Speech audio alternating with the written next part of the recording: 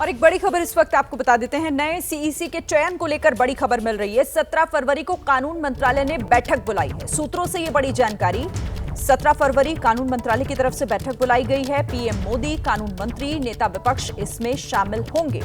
18 फरवरी को CEC Rajiv Kumar retire हो रहे हैं और अब नए सीईसी को लेकर, उनके चयन को लेकर इस वक्त का ये बड़ा अपडेट मिल रहा है सूत्रों के हवाले से कि 17 फरवरी को एक बड़ी बैठक कानून मंत्रालय की तरफ से बुलाई गई है।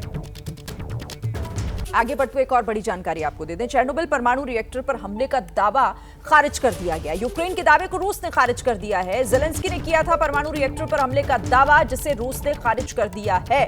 इस वक्त की ये बड़ी खबर। चेर्नोबिल परमाणु रिएक्टर पर हमले का दावा किया गया था ज़ेलेंस्की की तरफ से। उनकी तरफ से कहा गया था कि रूस ने इस परमाणु रिएक्टर पर हमला किया है, इसे ध्वस्त किया गया है, लेकिन इस पर रूस का जवाब भी सामने आ गया और उन्होंने सीधे तौर पर इस दावे को, यूक्रेन के दावे को खारिज कर दिया है। परमाणु रिएक्टर पर हमले का दावा गलत है। महाकुंभ की बात करेंगे। प्रयागराज महाकुंभ में अभी भी आस्था का सैलाब उमड़ा हुआ है। देश के अलग अलग कोनों से अभी भी लाखों की संख्या में श्रद्धालु संगम में डुबकी लगाने पहुंच रहे हैं और इसी से जुड़ी एक बड़ी खबर आपको बता देते हैं। महाकुंभ में 50 करोड़ से ज्यादा श्रद्धालुओं ने आस्था की डुबकी लगाई है। 32वें दिन भी श्रद्धालुओं का आंकड़ा 50 करोड़ के पार पहुंच गया। आज भी महाकुंभ में स्नान करने वाले लाखों श्रद्धालु पहुंचे हैं और भारी भीड़ है, जिसके चलते प्रशासन ने इमरजेंसी प्लान लागू किया है। तो बड़ी खबर महाकुंभ से जुड़ी हुई 50 करोड़ का आंकड़ा श्रद्धालुओं का, जिन्होंने महाकुंभ में संगम में आस्था की डुबकी लगाई है। आज 32वां दिन और 32वें दिन ही 50 करोड़ का ये आंकड़ा जो क्रॉस हो चुका है, एक नया रिकॉर्ड बनाया है। इमरजेंसी प्लान लागू किया गया है क्योंकि बड़ी संख्या में आज भी जो लोग वो पहुंच रहे हैं। और आपको ये देखिए, दिलचस्प आंकड़ा हम दिखा रहे हैं। 50 करोड़ का आंकड़ा जो क्रॉस हो चुका है। 140 करोड़ देश की आबादी, जिसमें से 110 करोड़ हिंदू आबादी है और 50 करोड़ श्रद्धालुओं ने अब तक आस्था की डुबकी लगा ली है। यूपी की आबादी से 2 गुना ज्यादा लोग अब तक संगम पहुंच चुके हैं। इमरजेंसी प्लान लागू। महाकुंभ में आज भी कोई पास मान्य नहीं होगा। इस इमरजेंसी प्लान के तहत 16 फरवरी तक प्रशासन ने सभी पास रद्द कर दिए हैं। किसी भी तरह का कोई पास मायने नहीं रहेगा। देखिए, 11 दिन जब 10 करोड़ पहुंची थी श्रद्धालुओं की संख्या, 6 दिन 10 से 20 करोड़, दूसरे दिन 20 से 30 करोड़, 30 से 40 करोड़ का ये आंकड़ा और अब 50 करोड़ पहुंच चुका है। ये पूरा आंकड़ा 32वां दिन है महाकुंभ का और 32वें दिन 50 करोड़ से भी ज्यादा संख्या में श्रद्धालु अब तक डुबकी लगा चुके हैं। और सिर्फ आज की बात करें तो आज भी लाखों की संख्या में लोग वहां पर पहुंच रहे हैं लगातार। और इसी को देखते हुए, क्योंकि वीकेंड भी शुरू हो रहा है, तो ऐसे में लोग फिर से पहुंचेंगे बड़ी संख्या में। तो इमरजेंसी प्लान भी लागू कर दिया गया। प्रशासन ने अपनी तरफ से तमाम जो तैयारियां हैं वो रिकॉर्ड कर ली और साथ ही गंगा की सफाई का भी रिकॉर्ड बनाया गया है। आज गंगा की सफाई का अभियान महाकुंभ में, जहां गिनीज बुक में दर्ज किया गया है ये गंगा की सफाई का रिकॉर्ड। तो देश की आबादी 140 करोड़, 110 करोड़ इसमें हिंदू आबादी है और संगम में डुबकी 50 करोड़ लोग लगा चुके हैं।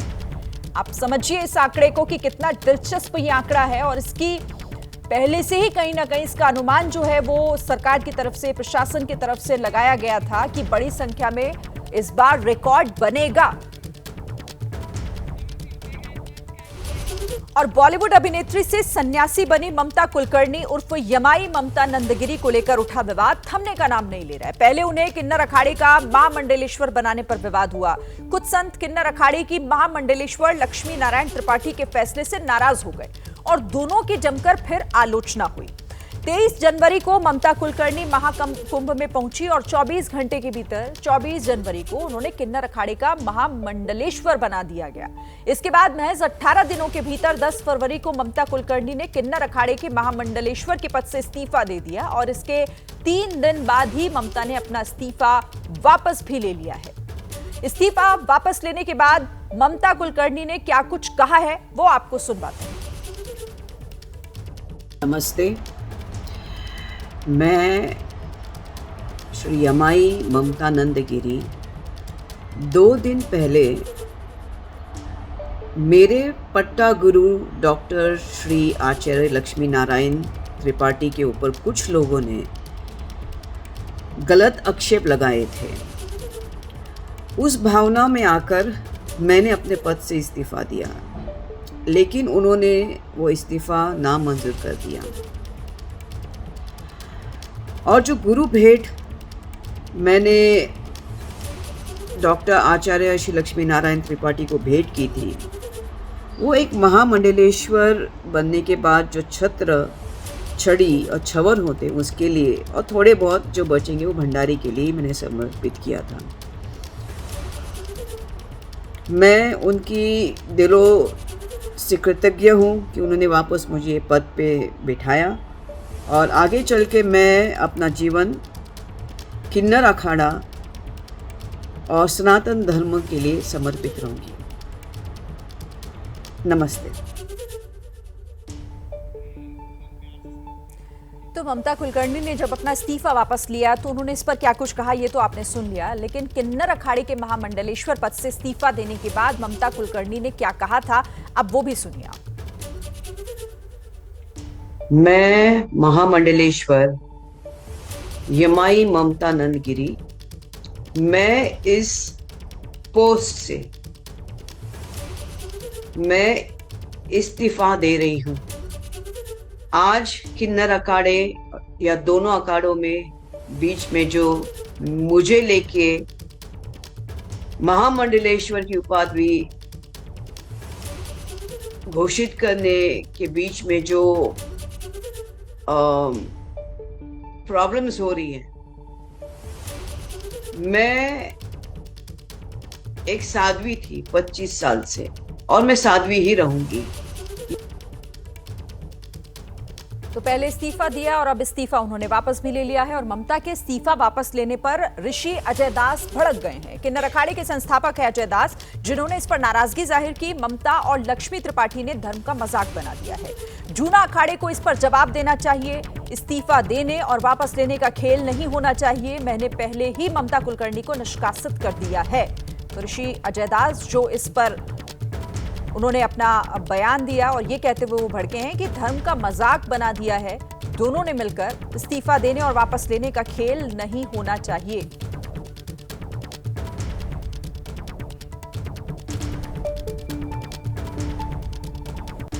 ये सुनकर के बड़ा धक्का लगा। ये क्या नाटक लगा रखा है? ये बंदर का खेल है क्या?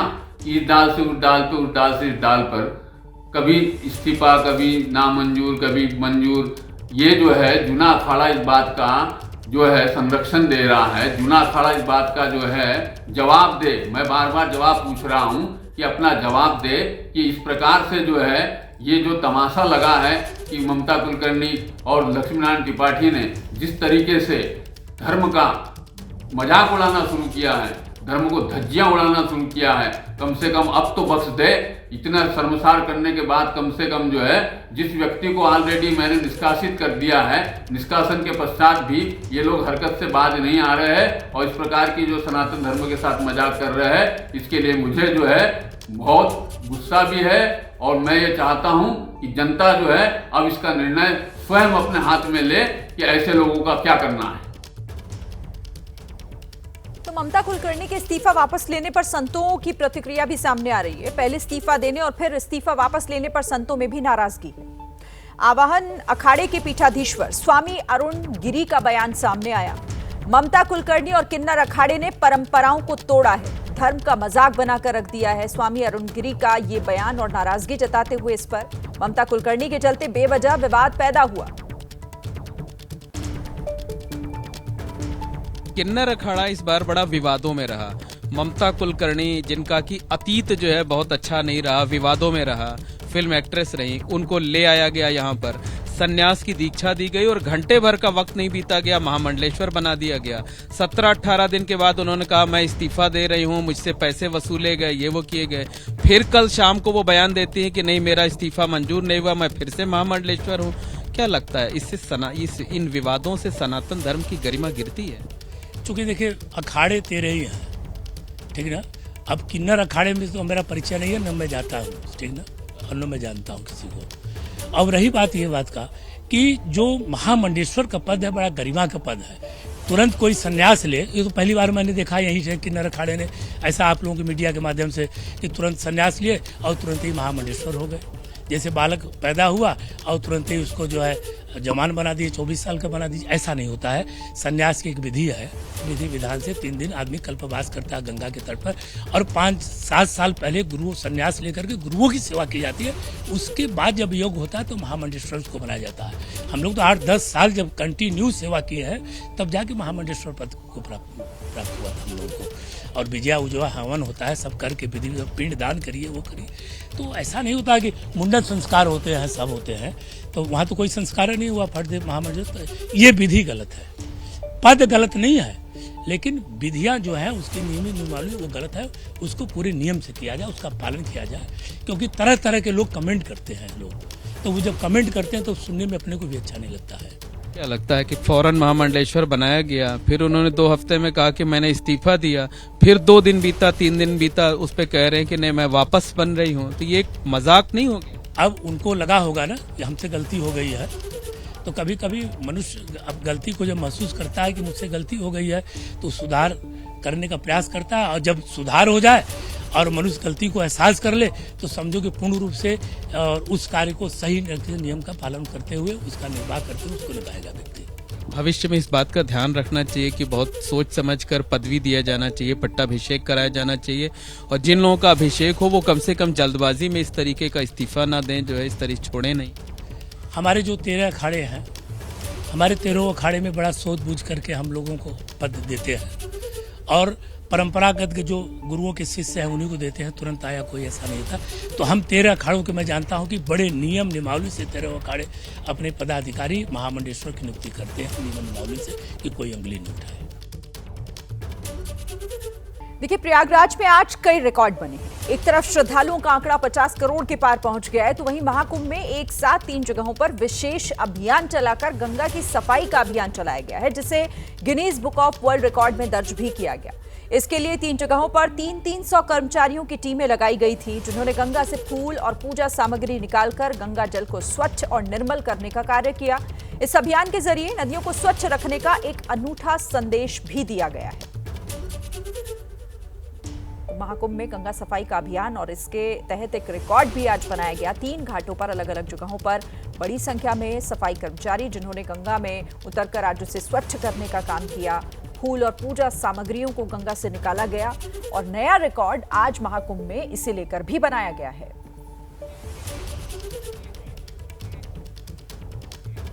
तो देखिए, प्रयागराज महाकुंभ में आज गंगा सफाई गिनीज वर्ल्ड रिकॉर्ड बना। इसे लेकर 3 घाटों पर 300 सफाई कर्मचारियों ने गंगा की सफाई की और इस दौरान एक चौंकाने वाली तस्वीर भी देखने को मिली। एबीपी न्यूज संवाददाता अवधेश मिश्र की रिपोर्ट आप देखिए।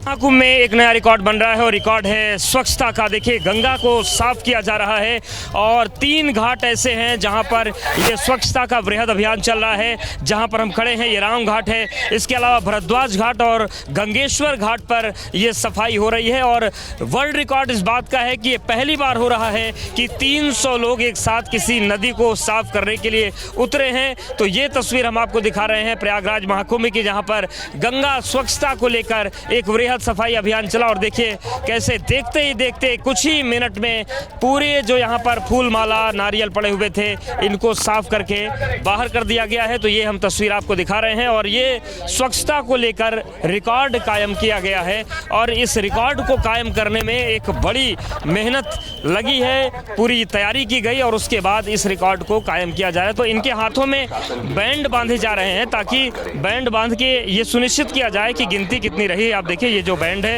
ये स्वच्छता कर्मी जो है उनके हाथ में बांधा जा रहा है और इसी से ये गिनती होगी कि कुल कितने लोगों ने स्वच्छता अभियान में हिस्सा लिया और किस तरीके से जो गंगा स्वच्छता की मुहिम चलाई गई उसमें इन लोगों ने सफाई की है।